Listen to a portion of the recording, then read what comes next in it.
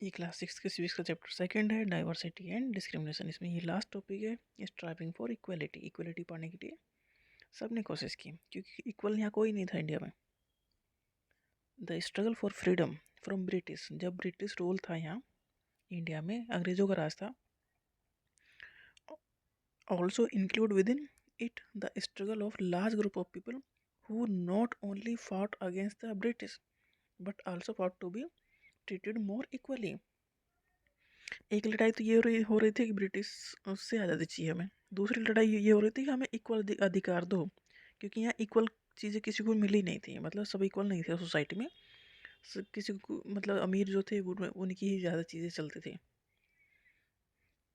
Dalit, women, tribal and peasant fought against the inequalities they experienced in their life। Inequality कौन face कर रहा था? जो दलित, untouchable थे, मतलब लोअर कास्ट के लोग थे, नीची जाति के लोग जिन्हें कहा जाता था। वुमेन, उन्हें भी कोई अधिकार नहीं दिए गए थे। ट्राइबल्स एंड पीजेंट, मतलब जो आम लोग थे। तो ये अब इनकी एक लड़ाई तो थी कि ब्रिटिशर्स से, दूसरी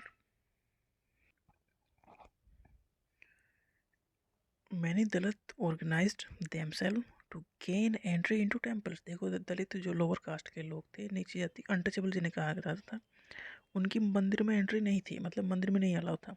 तो उनकी ये लड़ाई थी कि हमें मंदिर में जाने दो। Women demanded that they should have as much a right to education as man did. पहले औरतों के स्कूल में ज़्यादा वो नहीं था, प्रमोट नहीं किया जाता था कि स्कूल में जाना चाहिए, तो इसलिए उनकी लड़ाई थी। As peasant and tribal fought to release themselves from the grasp of money lender. जो जमींदार टाइप के लोग थे, जो मनी लेंडर थे, उनके नीचे दबे हुए थे पीजेंट और ट्राइबल, क्योंकि पैसा वो दे देते फिर उसके कर्ज में वो दबे रहते। And the high interest they were charge, वो पैसा जो भी देते उसका इंटरेस्ट वो लेते, और इंटरेस्ट काफ़ी हाई होता, तो वो तो इंटरेस्ट ही भरते रह जाते, उनका पैसा तब भी पूरा नहीं होता। तो ये सारे, एक लड़ाई ब्रिटिशर्स से थी, दूसरी जो लड़ाई थी वो थी इक्वलिटी की, कि हमें इक्वल मानो। When India become a nation इन 1947, जब इंडिया नेशन बना 1947 में, our leaders too were concern about different kind of inequalities that existed. हमारे जो लीडर थे उन्हें पता था कि ये इनइक्वलिटीज़ हमारी सोसाइटी में है। Those who wrote the constitution of India, जिन्होंने कॉन्स्टिट्यूशन ऑफ इंडिया लिखा, a document that laid out the rules by which the nation would function. Constitution of India क्या है? मतलब संविधान लिखा गया। तो ये कॉन्स्टिट्यूशन ऑफ इंडिया के बारे में एक document that laid out the rules, जिसमें रूल्स लिखे गए कि नेशन या कंट्री कैसे चलेगी। Were aware of the ways in which discrimination had been practised in our society. वो इस चीज़ को जानते थे कि डिस्क्रिमिनेशन किस तरह से होता है हमारी सोसाइटी में। जो कॉन्स्टिट्यूशन लिख रहे थे, जो संविधान लिख रहे थे, उन्हें ये समझ में आ रहा था कि हमारी सोसाइटी में जो भेदभाव है वो किस तरह से हो रहा है, क्योंकि वो तो कॉमन आदमी थे ना सब। And how people had struggle against this, और लोग इसके लिए, इसकी वजह से कितने परेशान हैं। Many leaders of these struggle such as doctor Bhimrao Ambedkar, जो इटसेल्फ वो खुद लोअर कास्ट के थे, मतलब उसी जाति के थे, जिन्हें अनटचेबल माना जाता था और जिनकी मंदिर में एंट्री नहीं थी।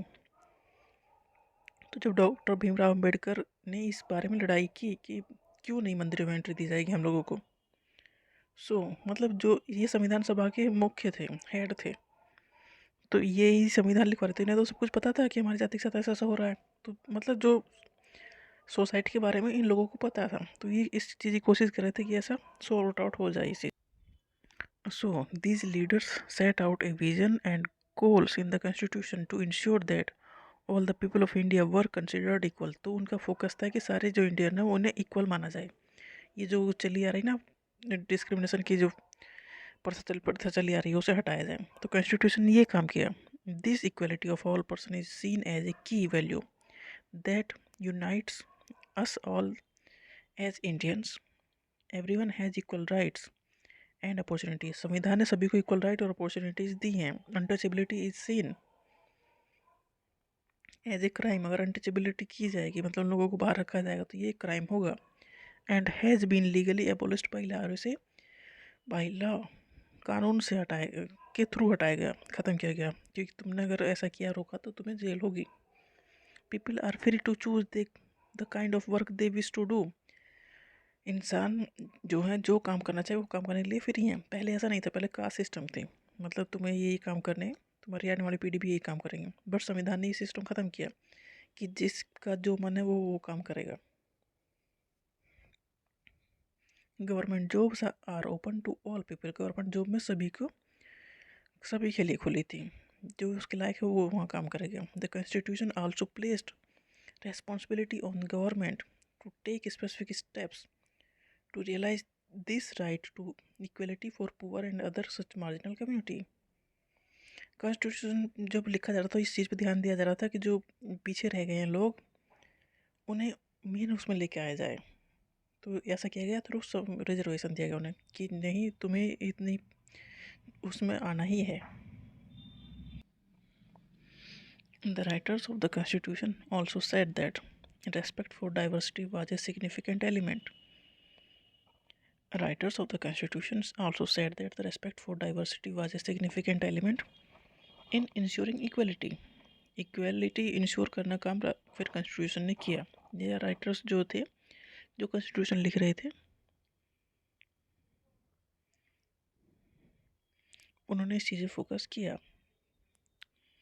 दे felt that people must have the freedom to follow their religion. उन्होंने ऐसा था कि हम डाइवर्सिटी है, मतलब लोग अलग अलग तरह के हैं, सबके अपने रिलीजन है, स्पीक देयर लैंग्वेज, सबकी अपनी लैंग्वेज है, अपनी लैंग्वेज बोलते हैं, सेलिब्रेट देयर फेस्टिवल, अपने फेस्टिवल जो सेलिब्रेट करते हैं, and express themselves freely.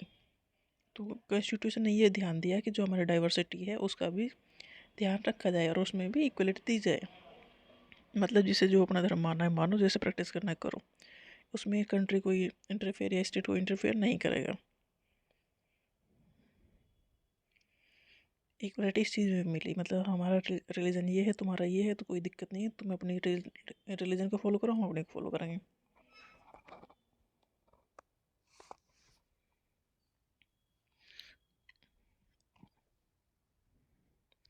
They said that no one language, religion or festival should become compulsory for all to follow। जो इस कॉन्स्टिट्यूशन लिख रहे थे उन्होंने इस चीज़ को ध्यान दिया कि कोई भी ऐसा ना, हम ऐसा कुछ नहीं करेंगे, कोई एक लैंग्वेज या कोई एक रिलीजन या कोई एक फेस्टिवल को कंपलसरी नहीं करेंगे। सबके अपने रिलीजन है, अपने अपने फॉलो करो।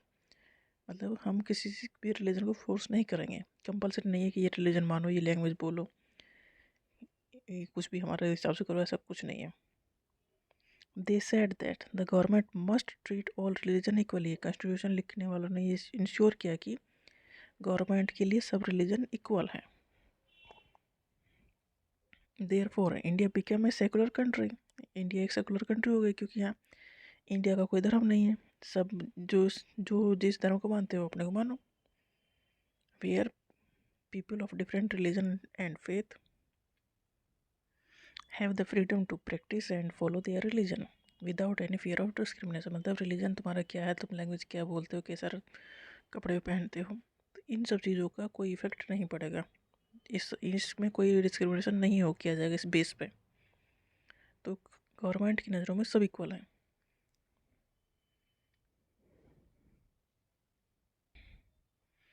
This is seen as an important element of our unity, that we all live together and respect one another। मतलब यही हमारी यूनिटी है, डाइवर्सिटी है बट डाइवर्सिटी में यूनिटी है कि वी ऑल लिव टुगेदर, हम सब साथ रहते हैं और रेस्पेक्ट करते हैं एक दूसरे की। दो these ideals are interest in our constitution, this chapter point out that inequality exists even today। inequality तो आज भी है। equality is a value that we have to keep striving for and not something which will happen automatically। ये अपने आप तो नहीं होने वाला इक्वलिटी वाली जंग। people's struggle and positive actions by the government are necessary to make this a reality for all Indian। इसमें लोगों को भी अपनी स्ट्रगल करनी पड़ेगी और गवर्नमेंट को भी एक्शन लेने पड़ेंगे कि सब चीज़ें इक्वलिटी, मतलब इनइक्वलिटी भी ना रहे।